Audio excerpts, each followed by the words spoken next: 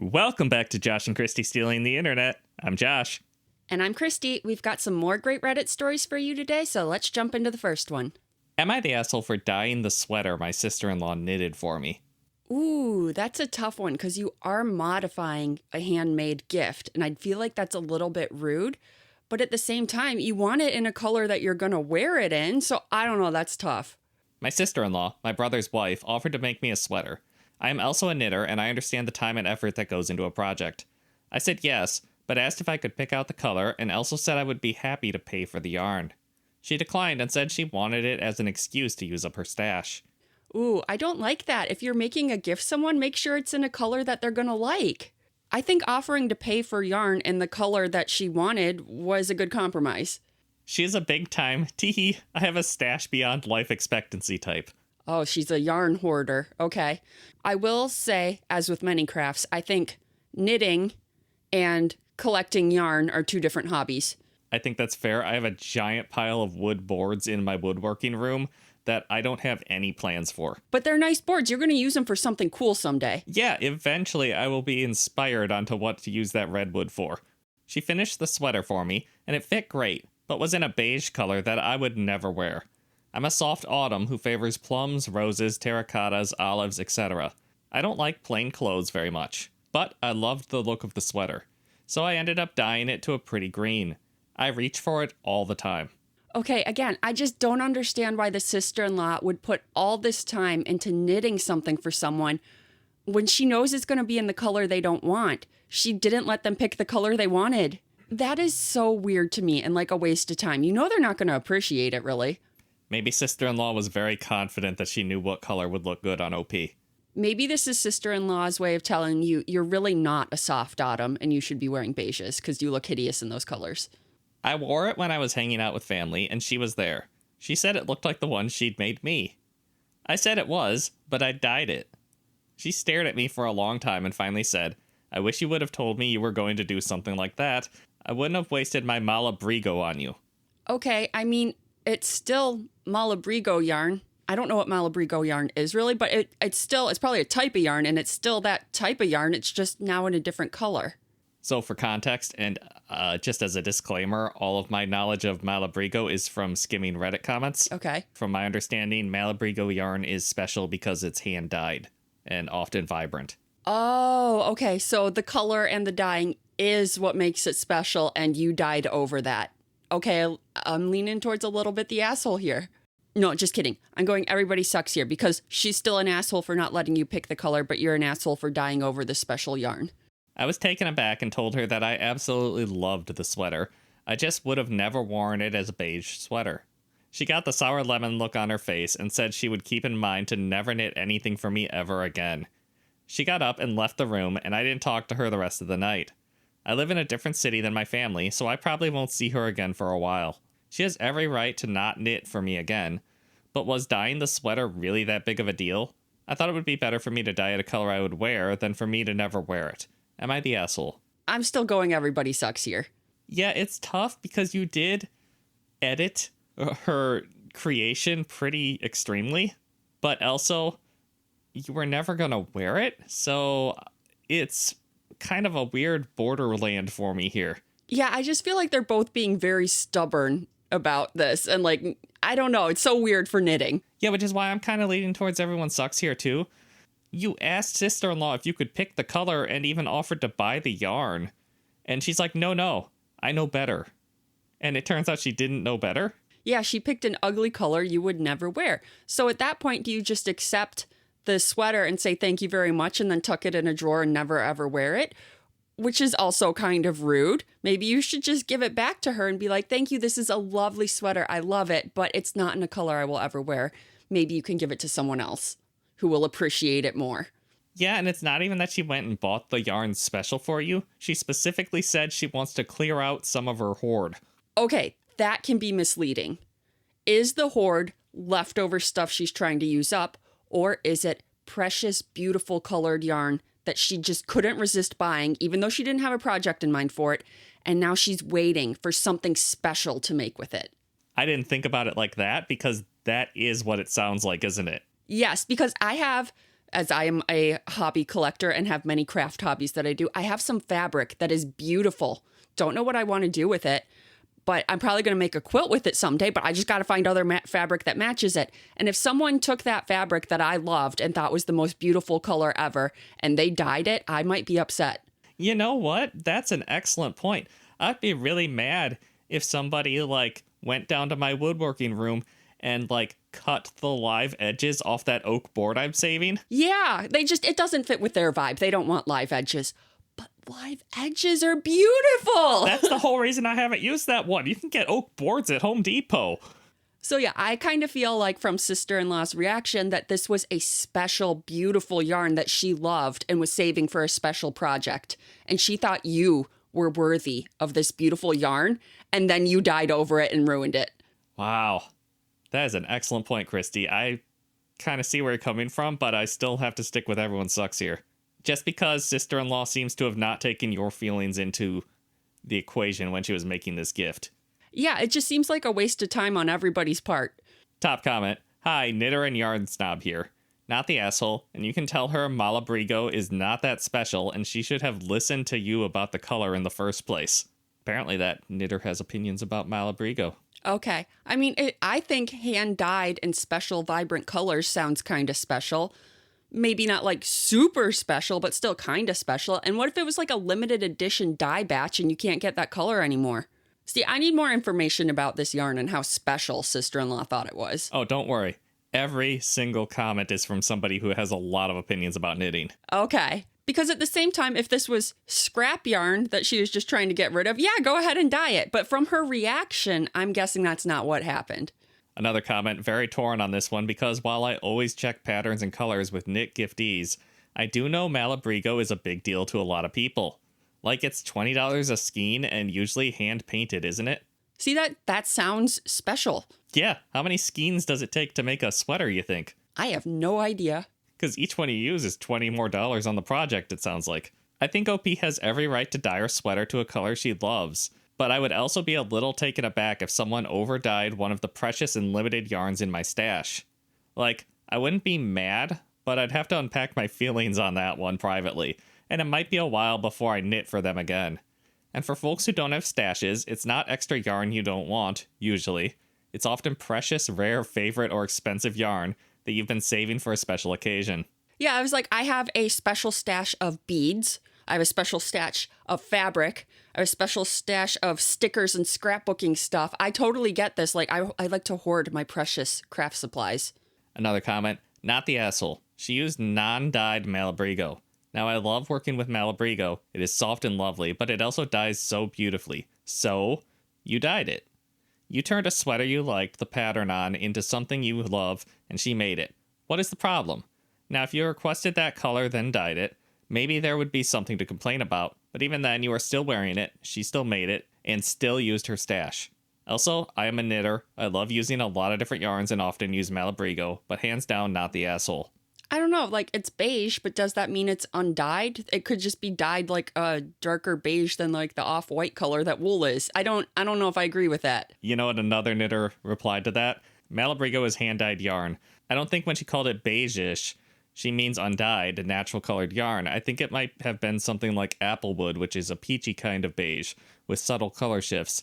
Malabrigo is known for vibrant, wild colorways, but even in a relatively tame colorway, the variegation is going to mark it as expensive and hand-painted.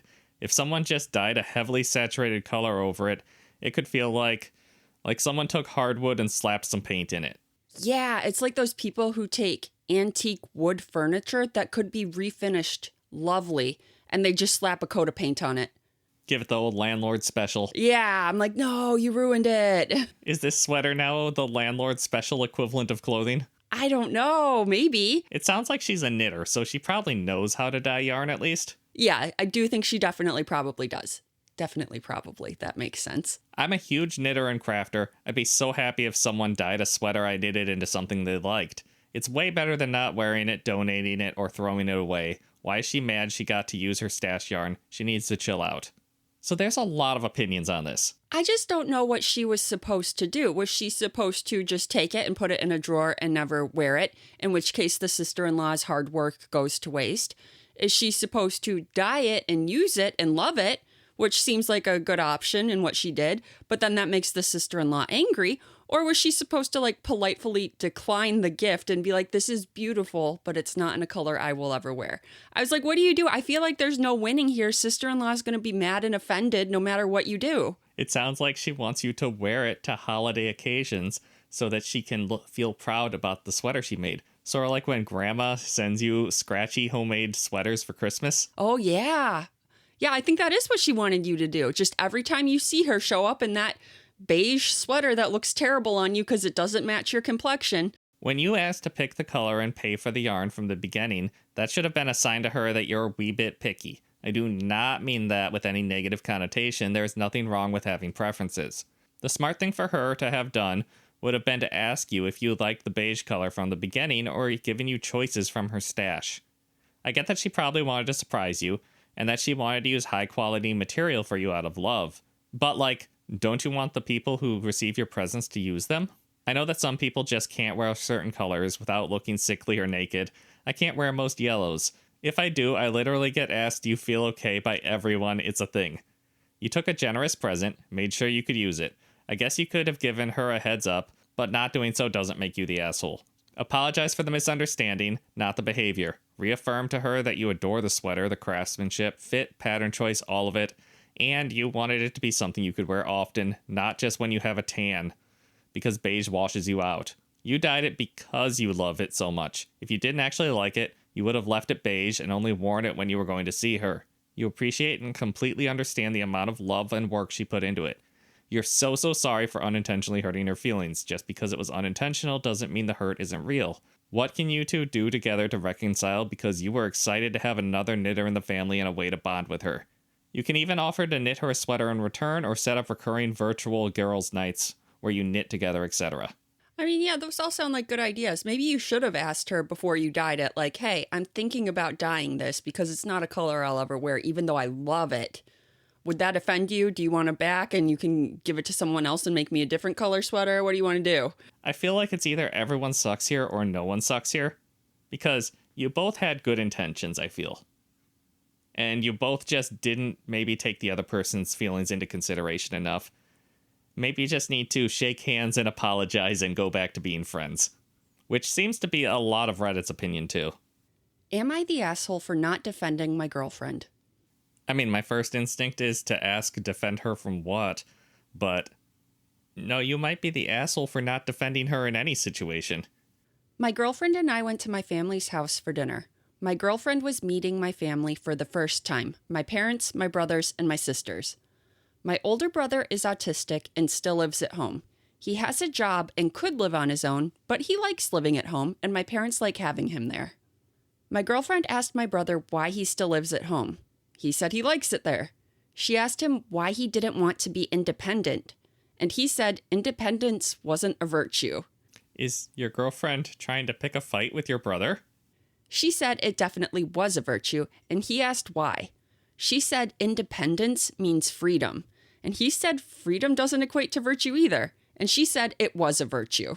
Wow. I can't blame you for not defending your girlfriend. It sounds like she just straight up started a fight here. My mom asked my girlfriend how she was paying for college, and she said aid and loans. My mom said, sounds like you aren't independent either. Oh, so your whole family's in on the fight now. This is going great. My girlfriend gave me an expectant look. I asked what she needed. She asked me if I was going to say anything. I changed the subject to something else. How long have they been dating? Does not say. Not much longer. But it's the first time meeting the family, so hopefully not that long. After we left, my girlfriend was upset I didn't stick up for her. I changed the subject. Isn't that helpful? She said I should have defended her to my mom. I don't see why. She started it. Am I the asshole for not defending her?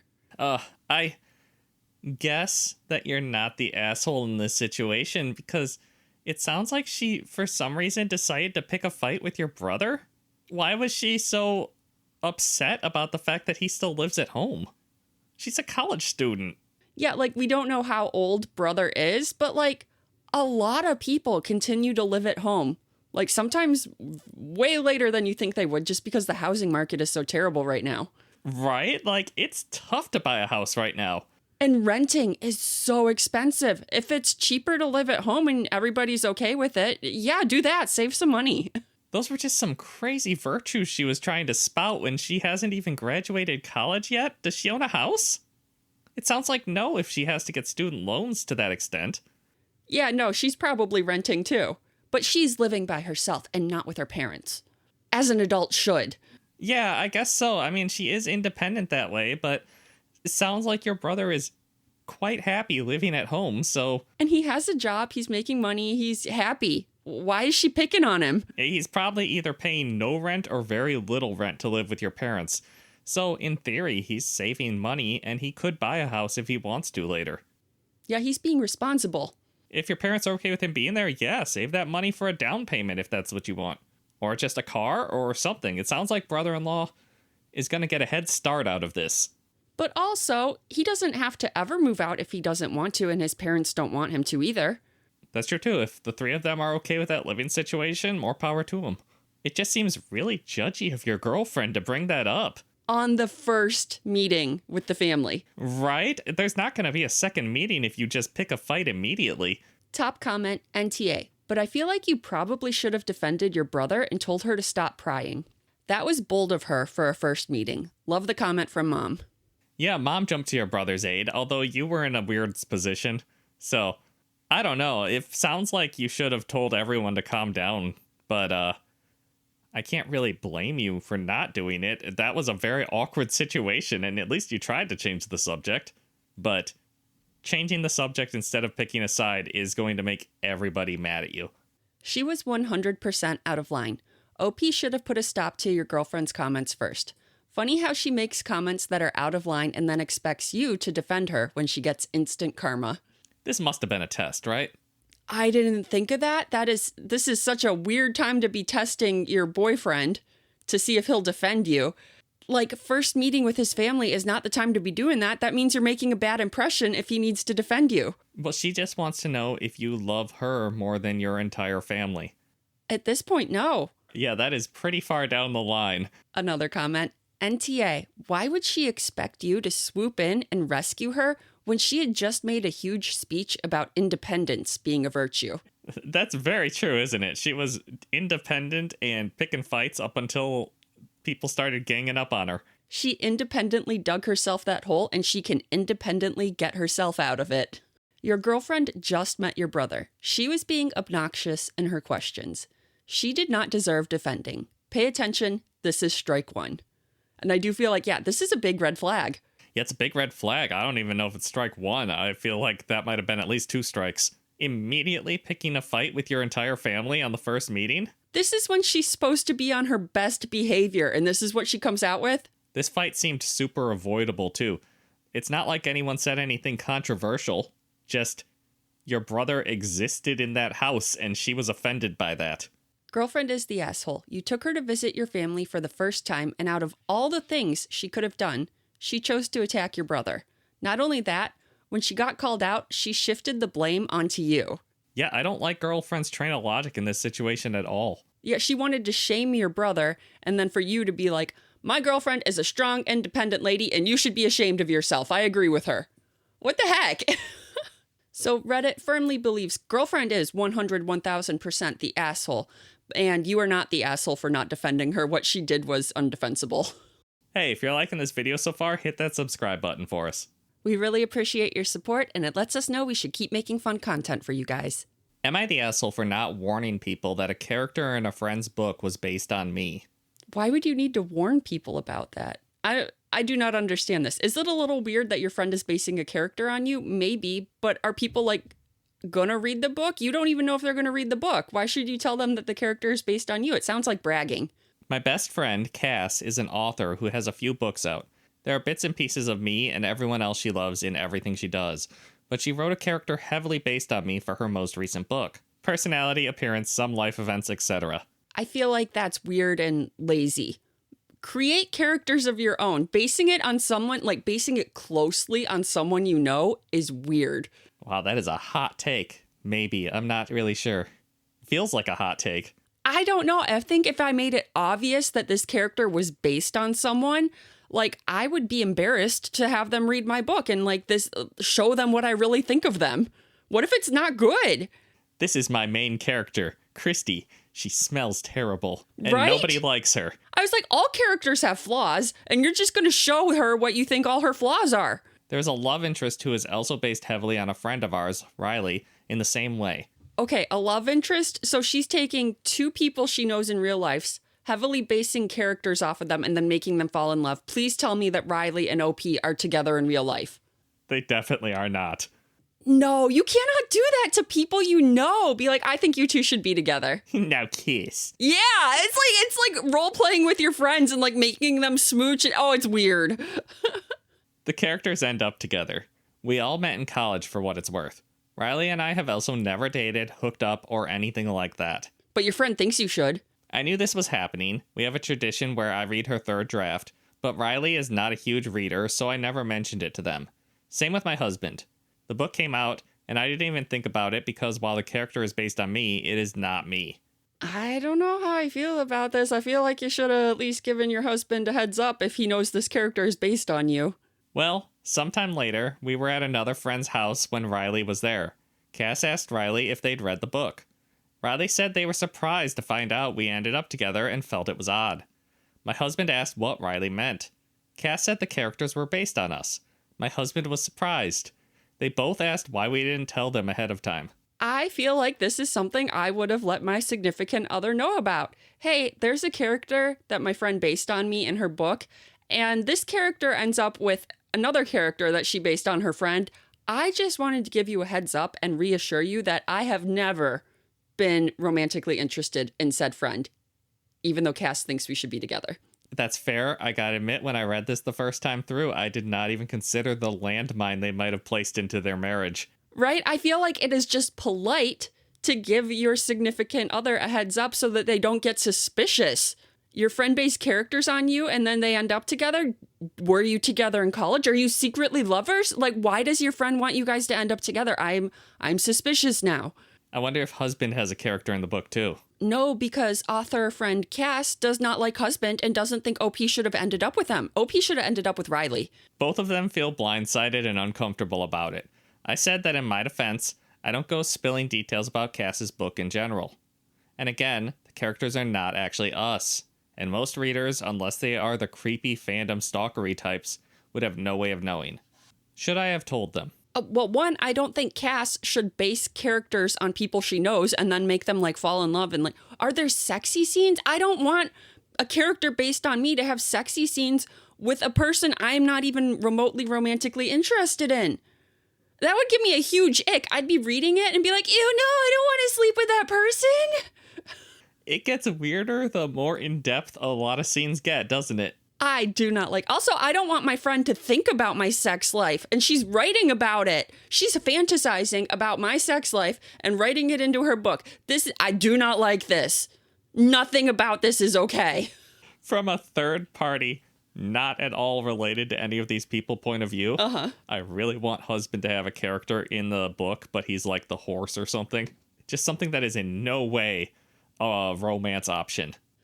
Just name a horse after him. Yeah, or like Gollum. No! That's super insulting. Top comment. As a writer, this is weird. You're not exactly the asshole, but it's really weird for your friend to write recognizably about you and hook you up with someone who's not your husband. And it's weird why you don't seem to get why Riley and your husband are bothered by this. Also, since it looks like I might be top comment, you're the asshole, but Cass is worse. It's more, you're the one acting bizarre, then you're the asshole in my opinion. Okay, Cass is 100% the asshole. Don't base characters in your book off of people you know. That's one, rude, and two, it's lazy. It's lazy and I don't like it. Create characters of your own from your own imagination. But I do also think OP is the asshole. This is something weird that you should have like given your husband a heads up about, because it's weird. There must be some time when you think it's okay to name a character after a friend. Like maybe if the character isn't at all like them? Yeah, I don't know, but making them like the main character love interests, not cool. Don't like insert your friends into sex scenes. Maybe it's just because the characters share so many personality traits. And looks, yeah. It's Yeah. like they're 100% that person except their name. Yeah, which I gotta admit is very weird. It's just like you're playing fantasy with real life people, and I don't think that's a cool thing to do to people. It's like naming all of your Sims characters after your friends and then making them hook up. Oh, I was thinking and then killing them, like putting them in the swimming pool and taking out the ladder. I mean, yeah, there's also that. If you want to go extreme. Another comment, that's hella weird for your friend to write something like that where you, a married individual, wind up with someone other than your husband. Then to top it off, that person you wound up with is in your friend group. Your friend is the asshole. Why is she shipping two of their friends? Yeah, and like it sounds like even Riley was blindsided that these characters end up together and thought it was weird. I'd be like, well, Cass obviously thinks me and OP should end up together. Does OP secretly have a crush on me? What is going on? That would make me super uncomfortable. At this point, Cass is writing fanfic about her friends. Their likeness is being used for her material. That's creepy. Yes, fanfic. That's what this is. Yeah, it's romantic fanfic About real life people. No. in a fantasy setting, exactly. You're the asshole. The attitude of complete nonchalance about it is unnerving. I get that it's basically like fanfiction of two characters that the writer wanted to put together for plot, but you're saying a lot of yourself is in this character, and a lot of Riley is in his character. I really think you should have given your husband some warning. These are published books. These are out. There are several volumes of them. It's weird. A heads up would have been nice. And your defense of why not is weak. The details of her book are not state secrets. I think your partner could have kept themselves blabbing to the public. OP replied, this isn't a series. She writes standalone books, so this is the one and only book I would appear in. Still weird. One is enough. Yeah, it's still a bit weird. I don't know if I'd go so far as to call OP the asshole. It's just strange that she isn't weirded out by this, in my opinion. And I think a little thoughtless to not give your husband a heads up. Like, I wouldn't want my husband getting any, like, wrong ideas about, like, I was hiding this because it's kind of true or anything. And Cass is just trying to reveal your darkest secrets in book form. Yes, we thought Cass was the asshole, but she's really just trying to out you to your husband so that he doesn't end up in a loveless relationship. She's really a hero. Now that is a plot twist worthy of a book. Am I the asshole for telling my fiance's sister she cannot bring her boyfriend to our wedding dinner? I mean, just the wedding dinner or the whole wedding? Because sometimes the wedding dinner is like a smaller group. She really means the whole wedding.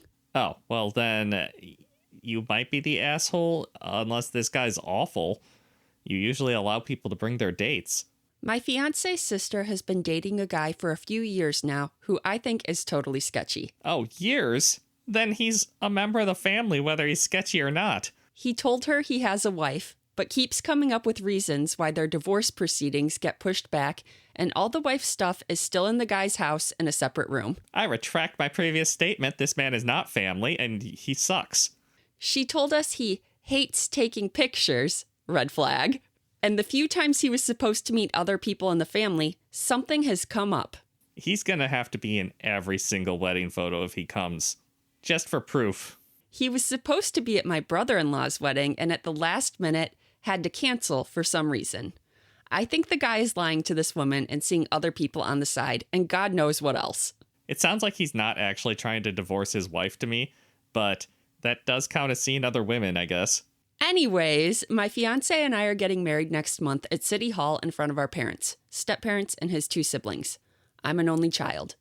Then we're going to dinner. This will be the extent of our wedding celebrations, aside from maybe something very low-key with our friends down the road. Last week, my fiance's sister called and asked if her boyfriend could come. She lives in another state than most of the family, so she thinks that this would be a great time for him to meet everyone because they'll all be there. I don't know, it sounds like this guy's gonna get into some trouble if he enters a courthouse.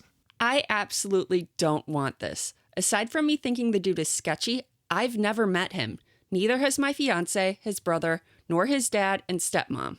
So him being there and meeting everyone for the first time would completely change the vibe of the dinner. Yeah, I don't know if a small, intimate wedding like this is something you should use as an opportunity to introduce your boyfriend to the family. I would say not. Any boyfriend, not even this awful one that she has. My own parents and stepdad have not yet met my fiance's siblings, so there will already be some introductions going on. But I feel like this is different because it's two families meeting, not everyone meeting someone who's not part of the family. I also think it's unfair to my parents, who are there to celebrate their daughter getting married, not to watch my fiance's family get to know this new person. Yeah, that's another good point. And I feel like a fight's gonna break out too. They will be in town for a few days. I'd be 100% happy and willing to do another meal during that time to meet this guy. We could even do it the very next morning. We're not busy. Well, that seems super reasonable. Bottom line is that I've no interest in meeting this person for the first time at my own wedding dinner. I want to tell the sister that he's not invited. Am I the asshole? Not at all. I did not realize how small of a wedding this was going to be.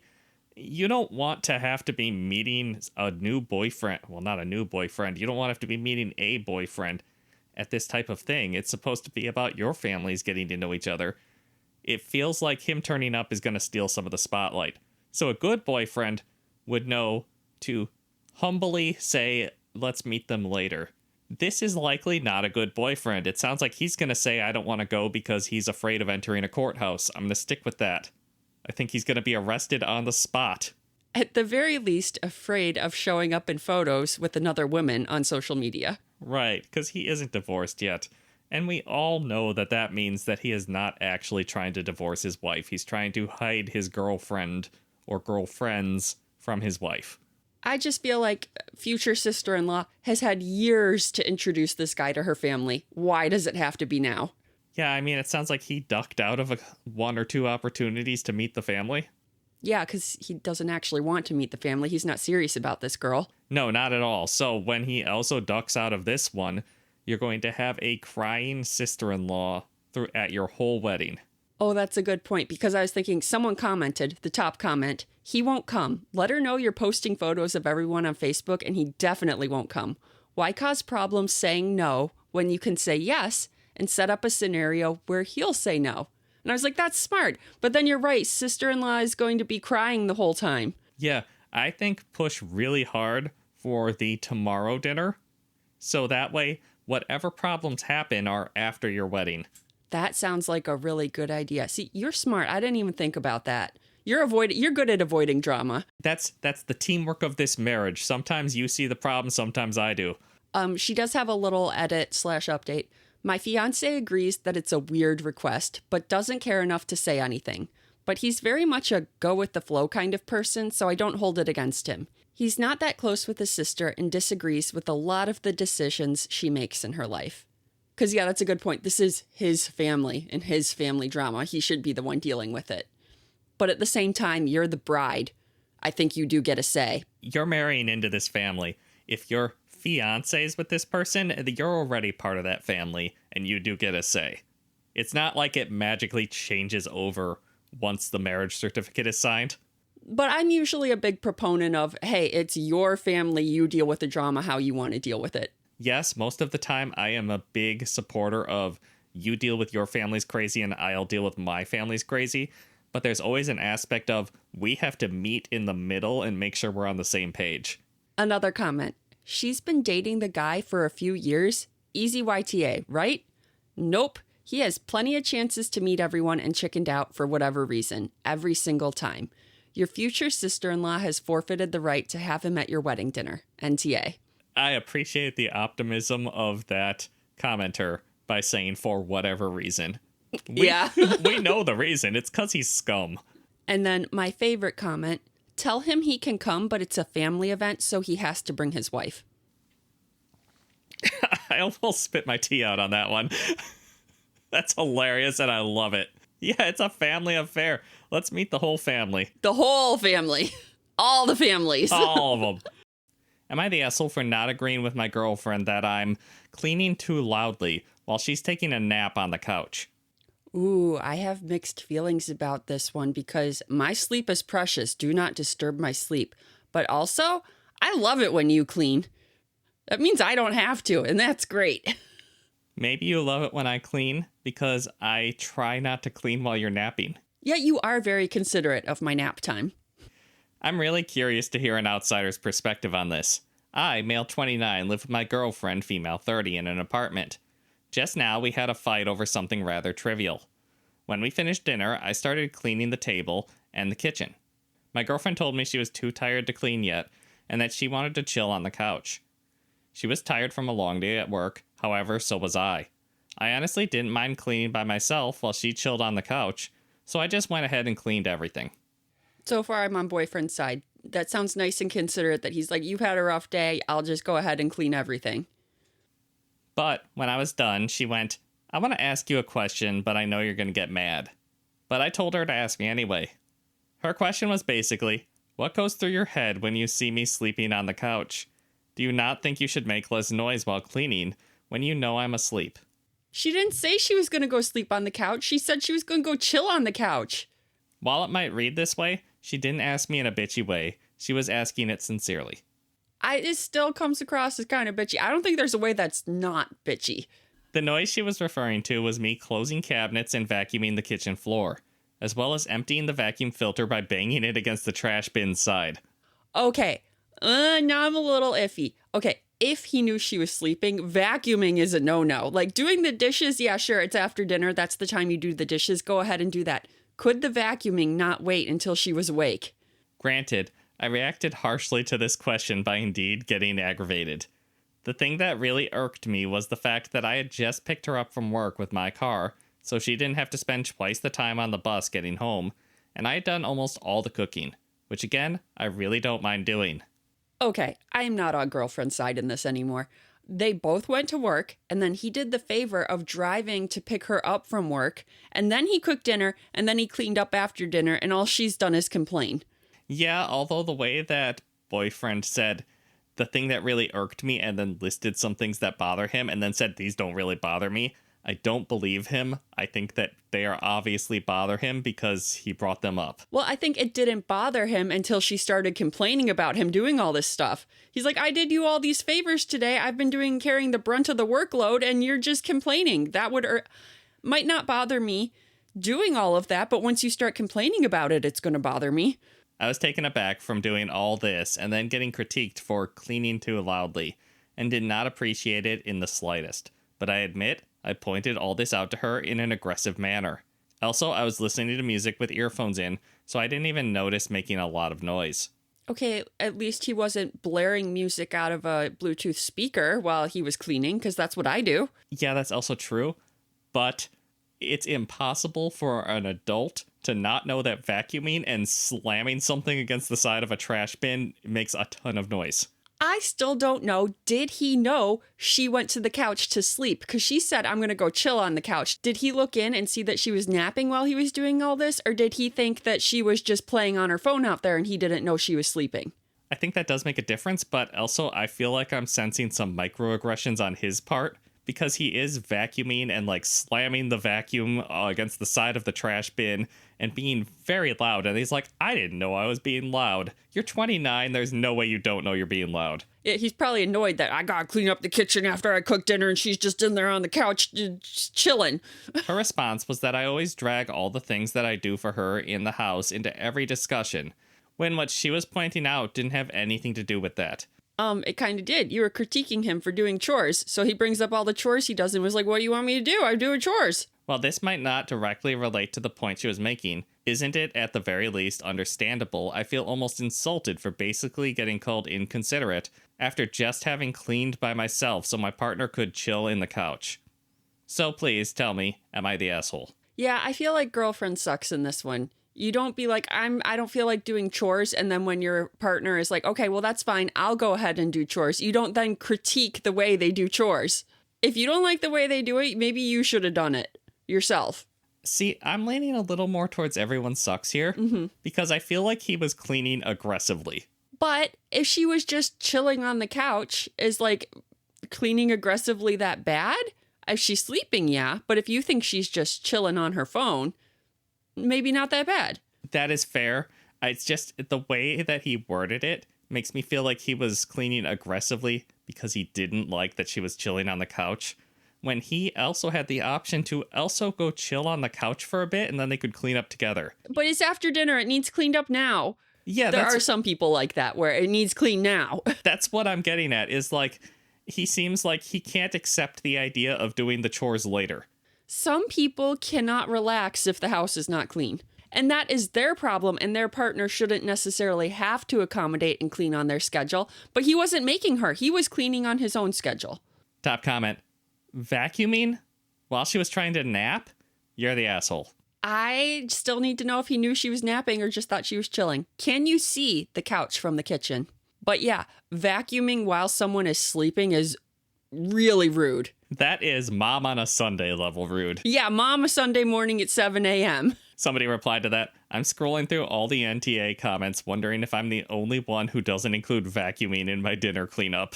I feel like you don't really need to include vacuuming in your dinner cleanup unless you have toddlers, right? Maybe OP is just a very messy eater. I don't know. I am a very messy eater and I don't vacuum. I just take the crumbs and brush them into the trash. Another comment. Look, if you were just washing dishes and pots and pans, loading the dishwasher, then whatever, normal household sounds. Vacuuming? Banging the filter? I would never do that when someone was napping. If she has a habit of sleeping on the couch instead of going to bed, and it kept you from cleaning often, then it's worth having a conversation with her asking her to go to bed. If it's one day that she's just extra tired and falls asleep on the couch, you let her nap, dude. You are making it sound like she's not allowed to be extra tired because you came to pick her up. You say you don't mind cooking and cleaning, but it sounds like you mind. Because normally when someone you love falls asleep because they are worn down, people try to keep quiet for them. And listening to music is not a get out of making noise card. Everyone knows vacuuming is loud. Making a ton of noise when someone is napping because you are cleaning sounds super passive aggressive. If it bothers you, then use your words. You're the asshole. Yeah, I can get behind that kind of. I do think that he is resentful that his girlfriend did not help him clean. That's kind of my opinion too. I get that if he didn't realize she was napping, then he might be less of the asshole for being super loud. But something about the way he writes just made me feel like he was being very passive aggressive in his cleaning. I don't know, that one poster said that he's reading through all the not the assholes, and I had not seen any not the assholes. Guess they all got downvoted. Probably. Everyone sucks here. She should have gone to sleep in a different room and not expected you to leave the cleaning for later. You shouldn't say you don't really mind when you clearly do. If you didn't have an issue with her lack of help, you'd have just explained you weren't thinking due to headphones and apologize. The fact that it made you that angry to be questioned shows you weren't really okay with doing it yourself. Yeah, I like that verdict, and those are all valid points that he made. It does sound like the girlfriend could have moved to another room, but it also sounds like you were being passive-aggressive and cleaning loudly, because you are resentful. All right, I had to scroll way down to find a not the asshole. Okay. Not the asshole. Are you living in an open flat? Do you not have a bedroom door? Most people like to clean up after a meal. She knew you were cleaning up. I myself am not a silent cleaner. Did you blow up for no reason? Yes. But really, if you take a nap on the couch, don't get upset when it's not quiet. Then let's do one more not the asshole before we go to his update. Okay. Not the asshole. I'm so confused by the comments in here. If you want to take a nap in a home that other people live in, then do it in the bedroom where sleeping is meant to happen. Life doesn't stop for everyone else because one person wants to sleep in a communal area. And I don't care how diplomatic her question was phrased. It was entitled as hell. What made her think that taking a nap in the living room while you were cleaning up dinner was a good idea? Cleaning makes noise, and to keep a rodent and insect-free home, cleaning after dinner must happen. If my partner questioned me cleaning after I worked and picked them up from work and cooked and cleaned while they slept, I would lose my cool. You are not an asshole for reacting to entitlement. That person sounds like a little bit of a clean freak because I don't think you're going to get rodents and insects if you Leave some dishes in the sink overnight. Or even just a couple hours while your partner naps. I think that his update is going to clear up a few things. Okay, good, because I need more clarification. Did he know she was sleeping? Edit. Okay, so 24 hours after posting this, I've read all the comments, and this is what I've learned. 1, I was fundamentally wrong for lashing out at my girlfriend for asking a genuine, sincere question that shouldn't even have given rise to a fight. My biggest mistake, in my opinion, is keeping score of who does what household tasks. That's childish and bad for my relationship. I take full responsibility. I have apologized to my girlfriend, and I will do better in the future. This is my main takeaway. I don't know. I feel like you do need to keep score somewhat to an extent just to make sure that you're both equal partners in a relationship. Yes, but I guess the workload doesn't have to be exactly 50-50, I think is what they're getting at. Okay, yeah. Sometimes Somebody's going to do more housework and somebody's going to have a harder job. That's just how a relationship balances out. 2, smartest thing for me would have been to wait while vacuuming until she was done with her nap. I see that now.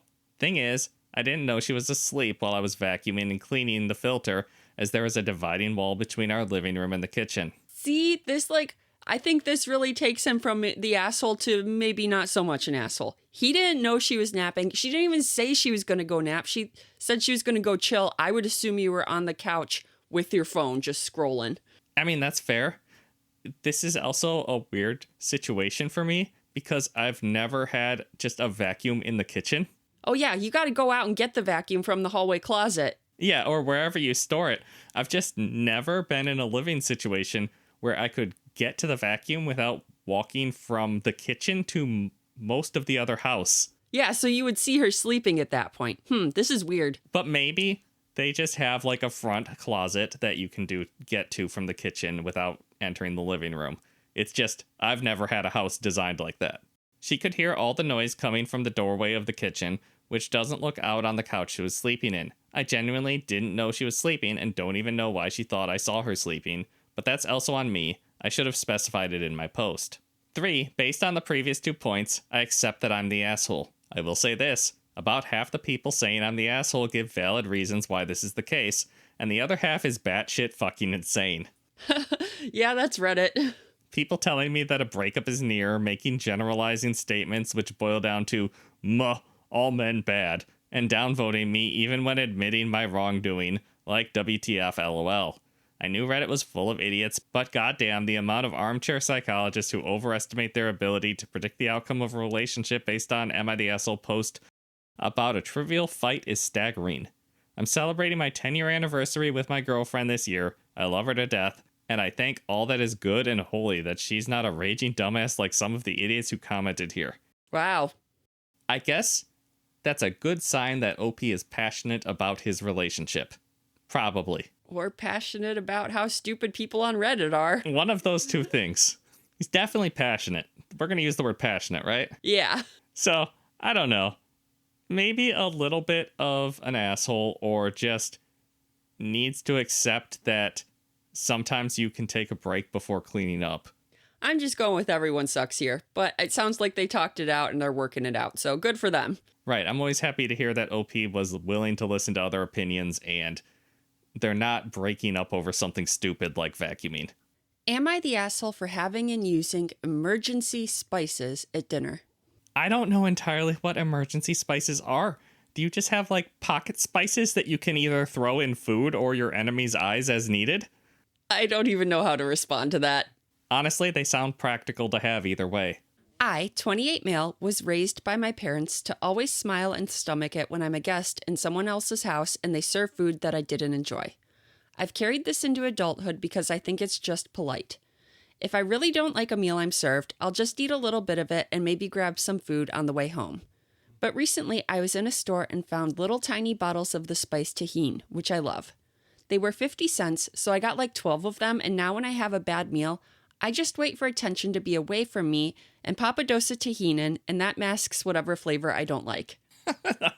Okay, so OP's approach to using the pocket spice is sort of like the guy at the table who thinks he's subtly vaping. He's probably not as subtle as he thinks, right? Probably not.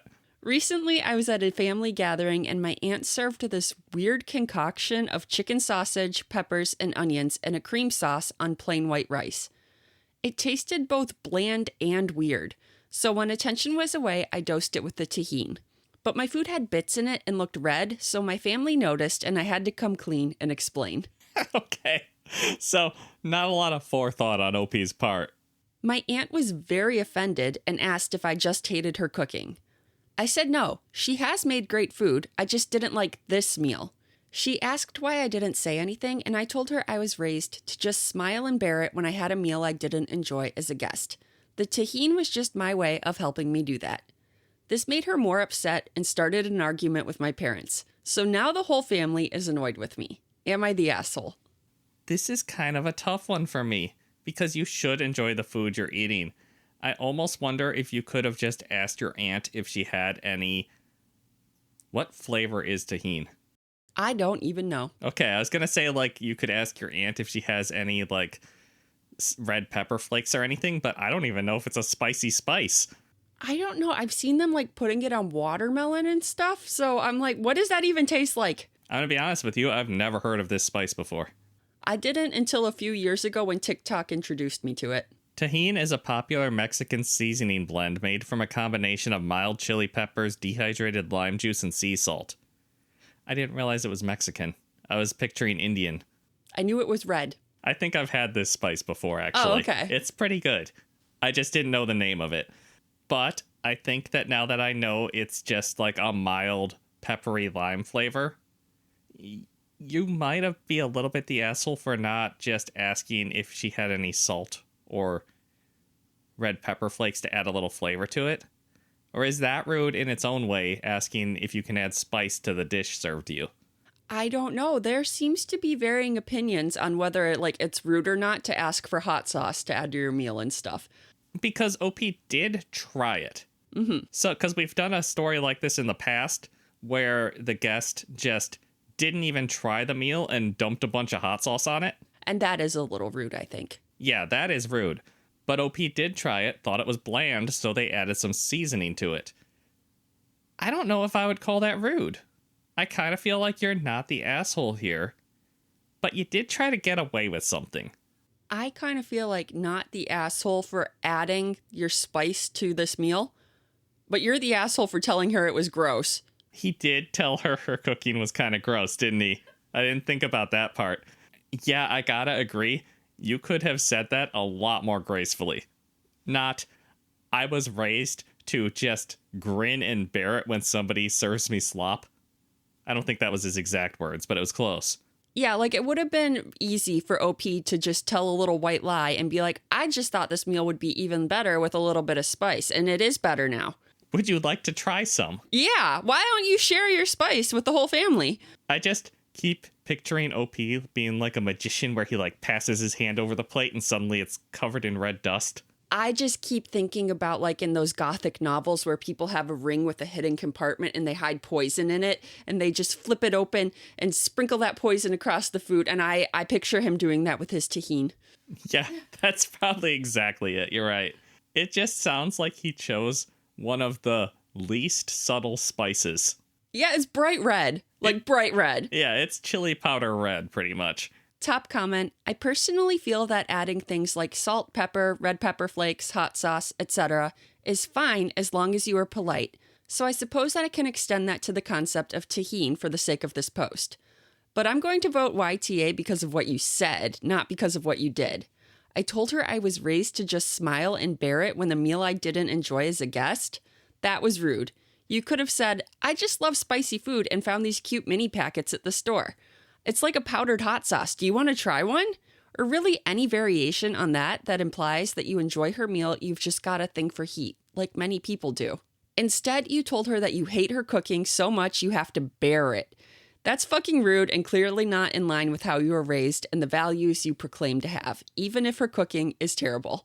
Yeah, I think I agree with that. I don't think you're the asshole for wanting to add a little bit of spice to a bland dish.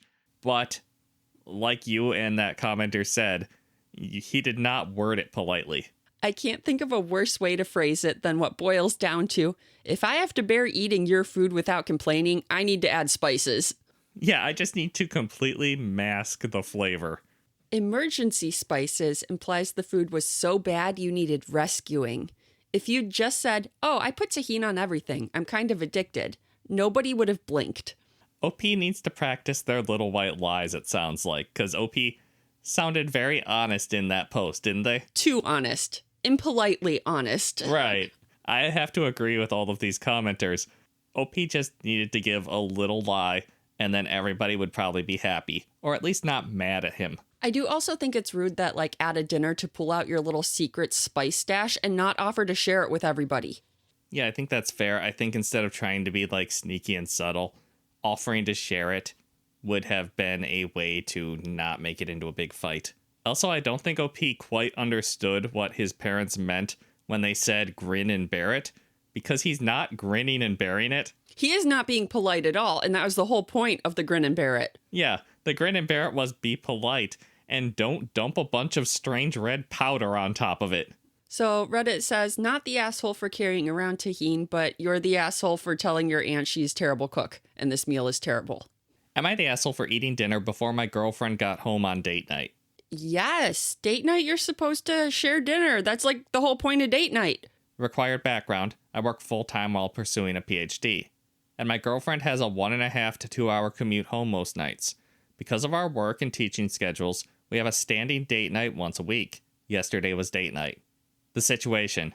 Yesterday was a long day all around. I had a few meetings on campus with my advisors about 25 minutes or so from home, and had a few deadlines at work. In the craziness, I missed lunch and was quite hungry when I got home. Instead of waiting for girlfriend, I ordered an early dinner and ate it as soon as it arrived, figuring she could do the same, but not conferring with her either way. No, just have a snack. I just want to comment that OP writes like somebody who's doing a PhD. Nobody outside of a PhD program uses the word conferring. Meanwhile, my girlfriend headed for home. She had a shit day. Her boss blew up on her for no reason because of an internal power struggle. Her commute was extra long, and she was exhausted because an accident at her teaching gig the night before made it an extra late night. I knew she had a bad day, and I was trying to make her night easier by rearranging our plans to accommodate her by meeting at her place instead of mine. When she got home, I told her to order whatever she wants. No compromise for dinner choice. So he's trying to phrase this as a good thing, not, I couldn't wait and I ate without you because I don't care about you. That I had already eaten and wasn't hungry anymore, but that I would sit with her. She was not happy. She said that I should have had a snack and waited for her. Or ordered for her too, so it would be waiting, because she's always hungry when she gets home. That not waiting to eat with her on date night was an asshole move. So what say you, Reddit? Am I the asshole? 100%. That was an asshole move. It seems like you're very inconsiderate and don't care very much about your girlfriend when you do things like this. Yeah, it's a bit of a red flag, OP. It sounds like you should know that she's going to be hungry when she gets home. You could have had dinner prepped and on the table. And I feel like eating dinner together is like a big part of date night, and you just cut that whole part out and we're like, I don't want to do that with you. Yeah, and if you skipped lunch, you should have done like your girlfriend said. Just munch on some chips or make yourself like half a sandwich or something. Yeah, have a snack. Something to tide you over until you can eat a real meal with your girlfriend. And like you said, just because you say she doesn't have to compromise on the dinner choice does not make it better. You essentially decided to just cancel date night. Or at least the dinner portion of it. Like, eat on your own. Figure out dinner for yourself, girlfriend. That seems really rude. He couldn't even, like, order food for her ahead of time and have it waiting for her. Right. He essentially did say, figure out dinner for yourself. I'll sit with you. It's not looking good for you, OP. It really isn't. I hope Reddit tells him that he is wrong. Reddit absolutely tells him he is wrong. Okay, good. You never can tell with Reddit. Sometimes they go really against what I'm thinking. Top comment, why didn't you ask if she wanted food when you ordered? You're the asshole. Also, that's a good point. I mean, he didn't even have to ask if she wanted food, but he didn't confer with her at all about this. He just went ahead and did it, and when she came home, he's like, hey, I did a thing. How hard is it to send a text and be like, what do you want for dinner? Or even just give a heads up. Hey, I cannot wait for dinner. I am dying. I'm going to order some food, but do you want me to order something for you to be there when you get home? Like, give her a heads up. You just waited until she got home and after a really rough day and then blindsided her with this. You're the asshole. I get it. You were both under a lot of stress and you were hungry. But this was already selected as date night. It's not a date night to be told, go ahead and order and eat by yourself. Eating alone while someone stares at you sucks. It's really awkward. It really is. I do not like it. You should have communicated with her before ordering food so you could coordinate your plans for an agreed upon date night. Another comment, possibly one of the easiest you're the assholes out there. You get in way before your girlfriend, not only order food for yourself without telling her, but then do fuck all for her. Like, by all means, warn her that you're going to eat a bit before she gets in, so maybe not have a full meal with her, but still eat with her. Ideally, cook something so it can be ready and warm and feel intentionally caring. Or at a minimum, as she said, order something so it arrives right before her and ensure you keep it warm. Also, if she always has the longer days and commute, shouldn't date nights at hers be the standard? Or at the very least, since you don't have as much of a commute, you can cook at your place. Because maybe she doesn't want to have it at her night all the time. Maybe you don't help clean up when you're over at her place and she wants a break from doing the dishes. Because from what we've heard, it sounds like you probably don't help with the dishes. Especially not at her place. Yeah, I mean, OP says that he lives about 25 minutes from campus. So that's like a third to a fourth of her commute. Yeah, he's really driving a lot less. And driving is stressful, especially in rush hour traffic. Assuming that she's driving and not taking a train. Oh yeah, that's a good point. But still, commuting sucks no matter what. It is the worst part of the day besides waking up. I feel like this is one of the cases where you can have a really smart person who is intelligent and getting a PhD, but they're just really dumb about some stuff. This is book smarts versus relationship smarts. Yeah, it's usually book smarts versus street smarts, but yeah. He's not very smart when it comes to relationships. Doesn't have a lot of common sense. You're the asshole. It sucks when you get home looking forward to a date with your partner, a nice dinner and a hangout, and they already ate and didn't even get you anything. Especially after a bad day. I'd feel so alone. You should have called and gotten something for her at least. So Reddit's opinion is pretty uniform here, in case you can't tell. He's a big ol' asshole. Yeah, OP's the asshole. Not necessarily in a malicious way, but a thoughtless way. Am I the asshole for not giving my siblings a percentage of the house our mother lived in? I mean, just from the title, I'm going to assume that there are some mortgage shenanigans where they aren't entitled to a part of it. But if there isn't like a monetary reason that you should get the whole house, then you're the asshole for not splitting the inheritance. I, 35 female, bought my first house when I was 23 for me and my mom to live in after renting for many years. I paid the $80,000 deposit, and my mom helped with the mortgage, paying $300 a week while we lived there together. I did this because I didn't want to live alone or pay rent to someone else, which allowed for me to improve my finances. When I moved out at 27 with my husband and later had 3 kids, my mom started paying $450 a week, and I covered the rest of the mortgage, which wasn't much. Okay, so it sounds like maybe when OP was living there, mom was paying half the mortgage, just from the fact that it went from $300 to $450. And she said there was still some left. Now my mom has passed away, and my 2 sisters, 38 and 40, think they should get a part of the house. I don't agree. They say since I already own another house, I don't need it, and they want to split it 3 ways and rent it out. I'm sorry, it sounds like OP owns this house. Yes, but she already owns another house. She doesn't need 2. It's that type of inheritance situation. I've said no because my husband and I do not want to rent it out, as it hurts me to think of someone else in my mother's house, and I know they couldn't afford the mortgage and their own bills. Wait, sorry, what is OP planning to do with the house if she's not going to rent it? I don't know, sit on it and wait for it to accrue value? Either accrue value or wait for it to kind of rot from nobody living in there. Because of this, they've started arguing, calling me selfish because they think I already have everything and they don't.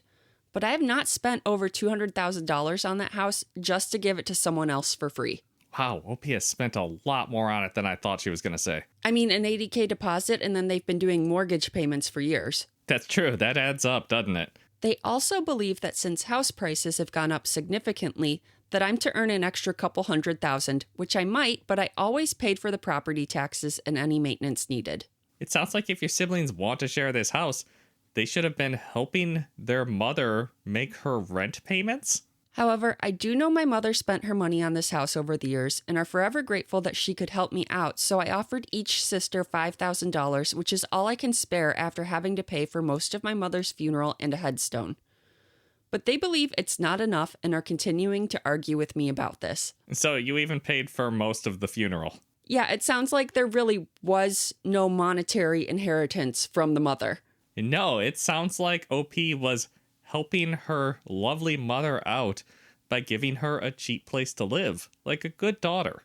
And the other 2 just want some of what OP has now that mom has passed away. That's not how inheritance works because OP didn't die. Have any of you experienced this? Am I the asshole? I mean, once you reach a certain age, we've all experienced family fighting over stupid inheritance things. But no, you're not the asshole. It sounds like this isn't even a question of inheritance. It sounds like this is a question of your siblings trying to just take your house. And all they're offering in return is guilt. Top comment, wait a minute. You bought this house and it's in your name presumably, and they want it. Why? Because your mom lived there? Is this house entirely in your name? Did your mom have any stake in the game? That's a good question. OP replies, yes, that's why they want it. They think they're entitled to it because she paid half and lived in it. So they see it as partly hers. But the house is fully in my name. Honestly, I always thought of it as my mom's house and never really saw it any other way. But I won't ever say that to them. From a legal standpoint, it sounds more like your mom was renting the house from you. Yeah, so OP paid the $80,000 down payment. Only their name is on the deed. And then it sounds like her mom moved in with her and was paying rent. Yeah, from a financial standpoint, mom was a roommate at that point. Mom was not accruing any value in this house, it sounds like. Which is fine. Plenty of people live in apartments and don't accrue value in those. NTA, if you hadn't bought that house, your mother would have continued renting, so the money she spent on the mortgage would still not be there anyway, and there would be nothing for your siblings to ask for. At least that's the way I look at it. The money your mother spent was the same as paying rent. It just so happens that you were the landlord. It's your house, do with it what you wish. Also, even though mom was paying $1,800 a month, it sounds like OP was cutting her a discount. Yeah, because she said that wasn't even the whole mortgage. Right, and usually when you rent out a house, you charge more than the mortgage because you have to take into account that, the water heater is going to break and you need to account for that. And a lot of times the landlord wants a little profit on top of that. Yeah, you got to have maintenance expenses and a little bit of profit.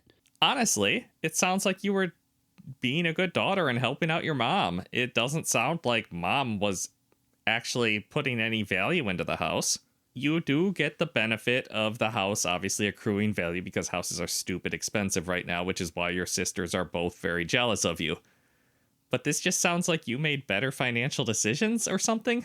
I like this comment someone makes. Tell your sisters, well, mom put about $20,000 into it over the years, so I'll give you each 1/3 of that, which is $6,667 minus your 1/3 of for the funeral expenses, which comes out to about $2,000 each.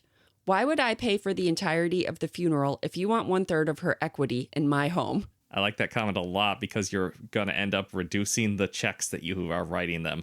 Yeah, I thought that offering the sisters $5,000 was a big mistake because then that does make them feel like they do have some right to the house. You agree with them. They have some right. And you're just trying to pull one over on them. Yeah, and it seems like maybe you're just trying to pull one over on them and give them less than they deserve and only give them $5,000. They could have 1/3 of that house. That's true. It does sound like OP showed some weakness. Yeah, like offering them any amount shows that you do feel that there's a little bit of validity to their claims. And there is not.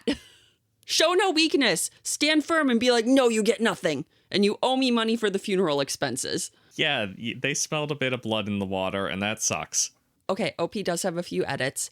I've read most of your comments, and most of you think I'm not the asshole, so thank you. Sorry I couldn't reply to everyone, but there's just too many, especially with the kids keeping me busy. Then there's a little update. My middle sister called again saying I'm being greedy and that her daughter should get a share too. I love my niece as she's my only niece and very special to me, but I still said no. In my mind, she's always welcome to stay at my home or the other house anytime once everything is sorted. But she won't receive any percentage of the house because her mother didn't contribute anything. I'm sorry. So your one sister is now going behind the back of the other sister and trying to get a double share. Yeah, but if we are including grandkids, we need to include OP's kids too, so now everybody's getting a much smaller share. That's true, but once again, this is OP's house. I don't know why your siblings are trying to divvy it up. I guess OP made a mistake in the fact that she always referred to it as mom's house instead of my house. Yeah, that's a good point, because she said she always did call it mom's house and considered it her mom's house. So now her sisters think it's her mom's house and they deserve some of it. Like, I'm not saying that in a you're the asshole way, OP. I feel like I would have also called it mom's house because I never would expect my siblings to just try to divvy up my property like this. I mean, and your mom is renting it, so it's her house, right? Right. Like, if somebody's renting, I say I'm going to their place. I don't say I'm going to their landlord's place to visit them. Anyways, she continues with the update. I told my sister to stop calling about it or she wouldn't be welcome at my house. I don't want my children hearing or seeing their mom and aunt arguing, nor do I want my niece to hear. She said that was fine because she wouldn't want to visit someone so greedy anyway. Oh, P's the greedy one. Yes, definitely. She's the greedy one. She won't share her own house. And then just for clarification, as some people are confused, I am solely on the deed. No arrangement was made. Mother paid well below market rent. 2 houses down just listed their house for $650 weekly. Okay, so mom was getting an $800 discount? Yeah, an $800 a month discount. I mean, it sounds like mom was able to afford that amount, so it's good of you to have given your mom a cheap place to live, I think. It just seems like your sisters are very ungrateful that you were taking care of mom and you covered all the funeral expenses. It's like they're used to seeing you as a pocketbook. Your siblings have no legal leg to stand on, and they're jealous of your success. You didn't get everything. You worked for the things you own. I would heavily suggest getting new locks on the doors, making sure all the windows are locked, and some security cameras. God, I hope they don't go that far, but I suppose it's not a bad idea to be safe. This last story is from Our Board Games. My girlfriend just broke up with me over a board game, and I'm not even joking. Wow, she sounds super competitive. Or maybe she's just a really sore loser. I don't know, I've played some board games that I would consider a relationship test. Like Monopoly and Risk. I was thinking Catan and Ticket to Ride when they take your roads and your routes. Good guess, Kristie. We were playing Catan last night with another couple. She had longest road. I had an ore port she desperately needed. She offered me a deal. I declined because it helped her more than me. Renegotiate the deal then. Make it equal. But also, no, you have to make sure at least one of the people in the family wins. That is true. Sometimes we do play board games like that when it's all couples. We're like, well, if I can't win, at least I better make sure Kristie wins. Yeah, I was like, you can't let another couple win. She got silent. Scary silent. After our friends left, she goes, you know what your problem is? You care more about winning a fucking board game than making me happy. Okay, I have differing opinions on this because on one hand, it is a board game. Every man for himself. But on the other hand, you do have to live with the consequences of those actions. And do you want your girlfriend to be mad at you forever? I laughed because I thought she was joking. She packed a bag and went to her sister's. Whoa, okay, she was really serious about it. Texted me this morning that she needs space to think about our relationship. Over Catan. Am I insane or is she massively overreacting? We've been together 3 years and she's ending it over a trade in Catan? I genuinely don't know if this is actually about the game or something deeper, but either way, what the fuck just happened? So did one of the other players end up winning? I don't have that information. I'm not sure it's relevant, though. Because I do kind of feel like, hey, if I know I'm not going to win, I might try and help you win a little bit. But then sometimes I'm feeling ornery and I'm like, I'm going to take Josh out. Yeah, you're kind of a coin flip sometimes. But was she overreacting? Yeah, probably. I mean, it's a game. But I think that this game is a good example of the final straw. Oh, it could be that. You're right. Maybe he doesn't always put her feelings and making her happy above like other selfish reasons that he has. Yeah, that's how I interpreted that. So maybe this is a problem in real life too, where he puts his happiness above her happiness. Yeah, we don't have ages here. But if they're adults, or even honestly late teenagers, I don't think that they would flip out quite to this level over a game of Catan. Unless there were some more underlying issues behind it. Right. Because also, trading late game in Catan never works out. Oh no. Once you hit a certain point in Catan, like especially once someone has longest road, you're pretty far into the game. No more trading. It is too beneficial for the other people. No. Yeah. Because that longest road person is just trying to upgrade like one city and get one more point, and then they're going to flip up an army card or something and get the biggest army too. Yeah, everybody's too close to winning to give them even the slightest bit of advantage that a trade would give them. So yeah, at some point in the game, trades become like off limits. No trading is allowed or someone's going to win too quickly. Right, trade with the bank, girlfriend. And I think that most players know that. So I'm sticking with my assumption that this is a last straw situation and not a she's that sore of a loser. What does Reddit think? Top comment. Whatever the catalyst, it's usually because there were other issues that just keep growing until they bubbled over. The spark could have been anything. Somebody replied to that, the last straw is still only one straw in a mountain of straws. That is deep for a Reddit post. Somebody replied to that, can I trade for some of your straw? It sounds like you got a lot and I need to use it with my clay to make bricks. Give me your wheat. Sorry, all I can offer you is this wool. Nobody wants the wool. We want the wheat. Actually, it's usually rocks and bricks that I need. Everybody always needs rocks and bricks. Another comment. Settlers of Catan claims another victim. It is a board game that will test any friendship. Most vicious Catan move my wife ever pulled was trading me 2 ore for 2 of my resources. Then she pulled out the Monopoly card and took the ore back. Got her back later that night by noping her defuse on the exploding kitten she pulled as her very first card of a round. I'm just gonna keep reading like board game things and see if they click with our audience. Man, those were both vicious, though. They were, and I feel like you've done the Monopoly thing to me before. Probably. But I do feel like getting noped on your diffuse in the first round of Exploding Kittens is devastating because then you're like out of the game for the whole rest of the game and you just gotta sit there and watch everyone else play. Oh, that is very satisfying revenge because, yeah, she just has to either watch the game or play on her phone. I bet OP blocked her train path in Ticket to Ride, too. I feel like blocking the train path in Ticket to Ride is almost worse than blocking the road in Catan. I don't know why, but I feel like it is. Because the train path in Ticket to Ride is literally everything in that game. And the longest road in Catan is 2 points. But sometimes you need that road to get to that port over there. You need that port. You have so much wool. Right, and you really don't want to trade the wool at 4-1. Reminds me of the last time my wife and I played Munchkin. I had the cleric and was about to win the game for both of us. She played the lose 1 life card on me. That was 7 years ago, but I still remind her about it all the time. Jokes aside, Catan was just the flashpoint. It could have been any game. There is far more relationship stuff boiling in the background that you either have not been seen, or it's more complicated than simplifying it to one moment. Not saying you're in the right or wrong, but this is definitely not a break up over a board game moment.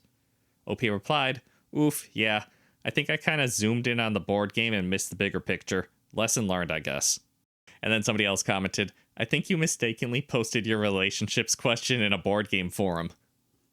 Somebody replied, and for some reason got better advice than he would have in most relationship-related forums. And a lot of board game jokes. Yeah, a lot of board game jokes, but they are probably right about the relationship situation thing. This was probably just the last straw that broke the camel's back. But what I'm really getting out of this story is that we need to take Catan to game night this week because we haven't played it in a really long time and now I really want to play Catan. That's true. Catan is really fun. We should play that. That's our last story for this episode of Josh and Kristie Stealing the Internet. Thanks for watching. Hit that subscribe button and defeat your significant other in a vicious board game. Show no mercy.